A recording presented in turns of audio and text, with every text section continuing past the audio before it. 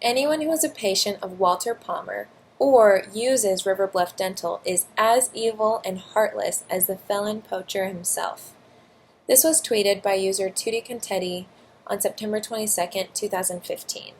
This tweet was among the many tweets and death threats and instances of protest that took place against Walter Palmer, a dentist from Minnesota who shot a protected lion named Cecil in Africa a few months ago.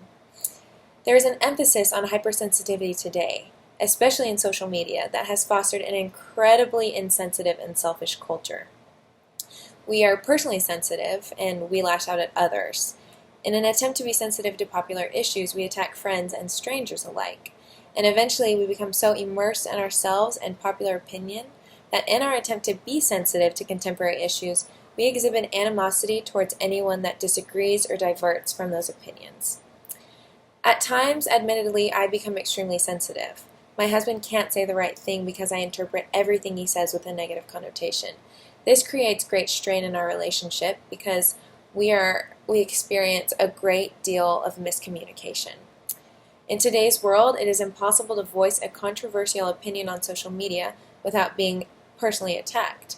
And while this is a bold statement, it's true. I've seen it happen to myself and my sisters, celebrities, and people that I know on Facebook.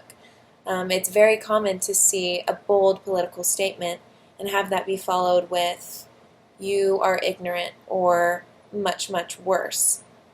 Because we see and we hear what we want to, and we are being conditioned to find offense in the opinions of other people so that we can justify our own beliefs and weaknesses.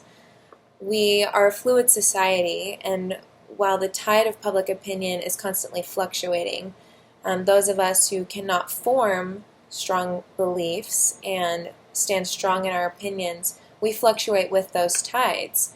And many of us are sensitive, overly sensitive to issues, and as a result, we lash out at other people. Because we live in a fluid society where values constantly fluctuate, anyone who matches their beliefs with the tide of society will find it increasingly harder to respect deviating opinion.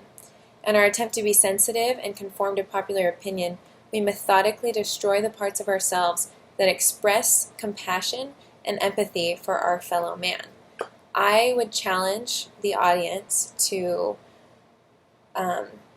see what other people post with the intent that it was posted, and interpret it with a mindset of positivity and understanding rather than sensitivity and hatred.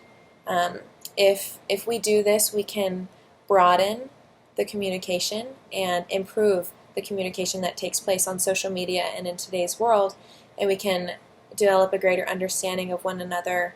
We can form our strong beliefs based on true values and principles, and we can more easily establish human connections with one another.